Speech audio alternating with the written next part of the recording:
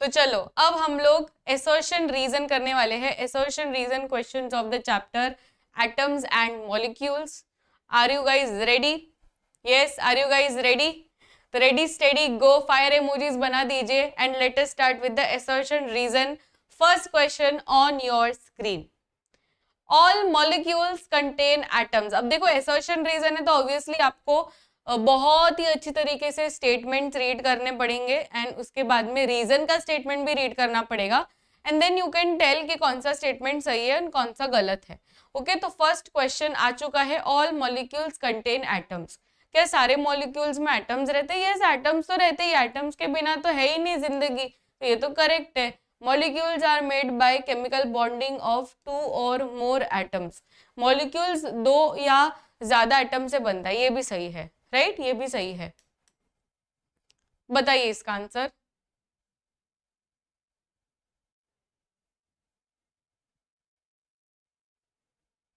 Very good, option A is the correct answer कि दोनों assertion and reason दोनों सही है एंड ये करेक्ट एक्सप्लेनेशन भी दे पा रहा है। Oxygen is diatomic molecule, O2 is diatomic. क्या लगता है आपको? O2 है diatomic. O2 contains two oxygen atoms. O2 को हम डायटोमिक कह रहे हैं। O2 डायटोमिक इसलिए क्योंकि उसके अंदर दो ऑक्सीजन एटम्स है। क्या ये सही बात है? यस, ये सही बात है। O2 को हम डायटोमिक इसलिए कह रहे हैं बिकॉज इसके अंदर दो ऑक्सीजन एटम्स है। तो एसर्शन भी सही है, रीजन भी सही है, करेक्ट एक्सप्लेनेशन भी दे रहा है। तो इसका आंसर रहेगा option A. Carbon dioxide is try atomic, CO2 is triatomic. CO2 has 3 atoms in one molecule.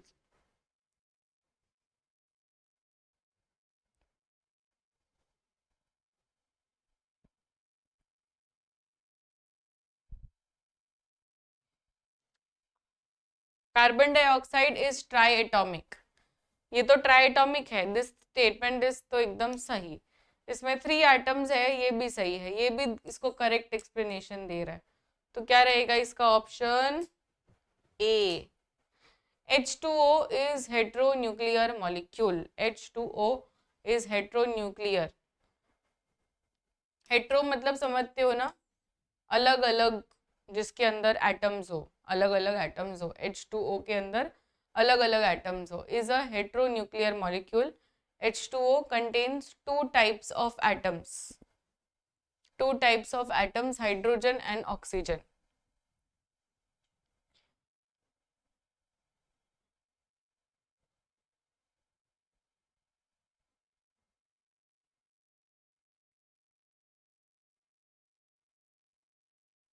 H2O contains two types of atoms, hydrogen and oxygen.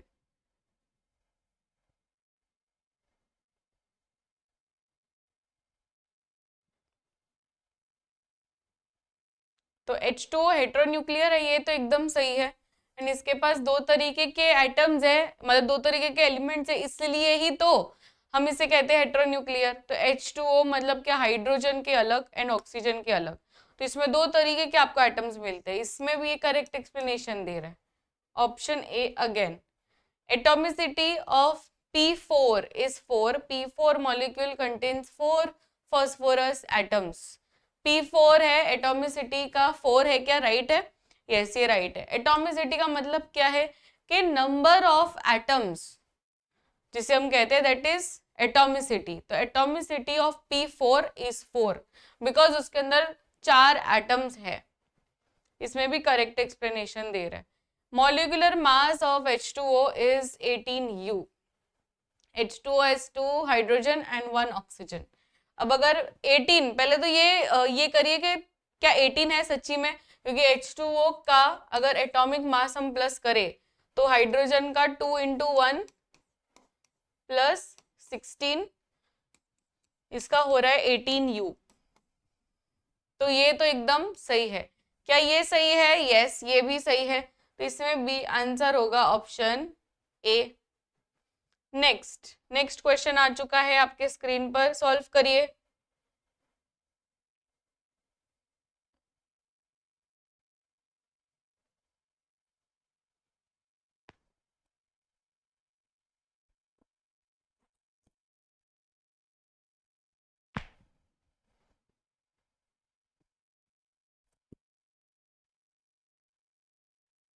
NaCl has formula mass 58.5. NaCl का plus करेंगे तो 58.5 निकलता है क्या? NaCl is ionic compound and does not have molecules. ये तो एकदम सही है, क्योंकि आयोनिक कंपाउंड में मॉलिक्यूल्स नाम का चीज नहीं रहता है, इसके पास मॉलिक्यूल नाम का चीज नहीं रहता है, इसके पास फॉर्मूला मास रहता है। तो ये तो सही है और ये भी सही है, पर क्या ये दोनों एक दूसरे से मैच कर रहे हैं? नहीं कर रहे, ये दोनों एक दूसरे से मैच नहीं कर रहे हैं, राइट? तो इसका ऑप्शन बी रहेगा। दोनों सही है, ये भी ऑप्शन सही है और ये भी ऑप्शन सही है, पर इसमें ये दोनों एक दूसरे से रिलेट नहीं कर पा रहे।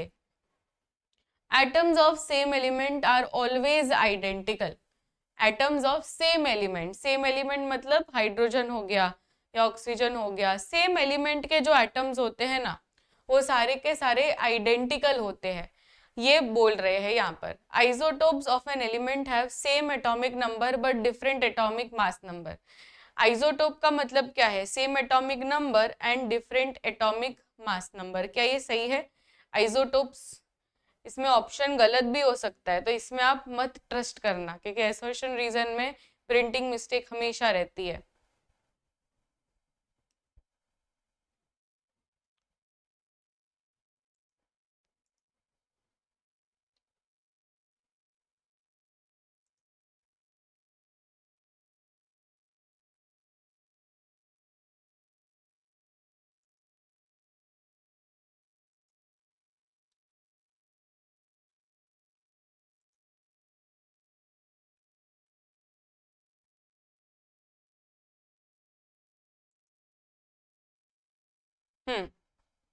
गलत है ना?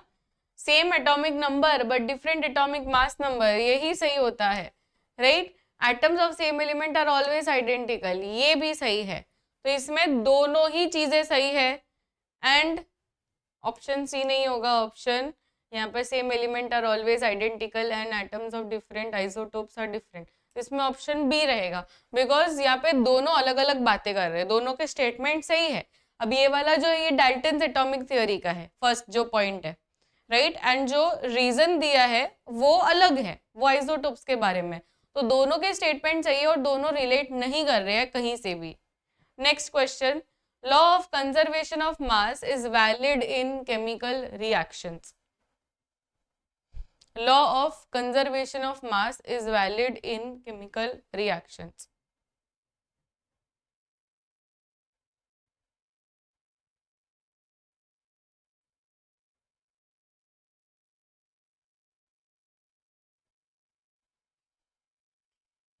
Law of conservation of mass is valid in chemical reaction. Mass of reactants equals to mass of products.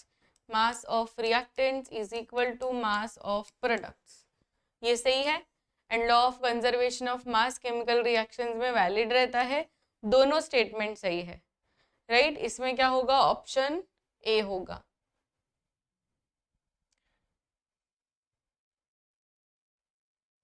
Next, empirical formula shows actual number of atoms in a molecule.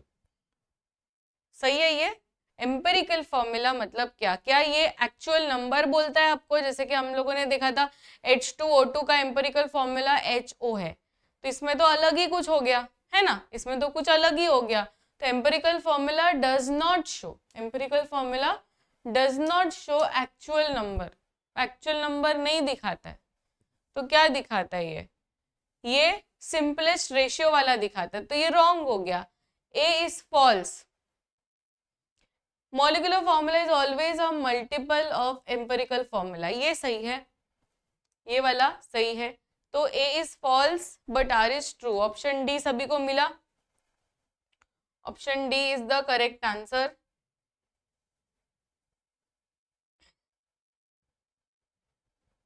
H2O2 empirical formula is HO, empirical formula H2O2 का HO होता है, and molecular formula is H2O2। अब ये दोनों statements आप लोग देखिए, क्या ये सही लग रहा है?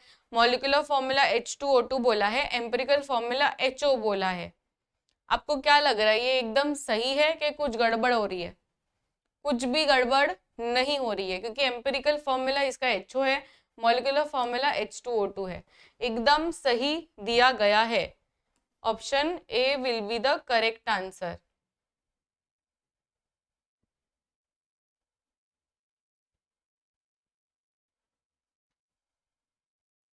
Next, covalent compound and ionic compounds के ऊपर है।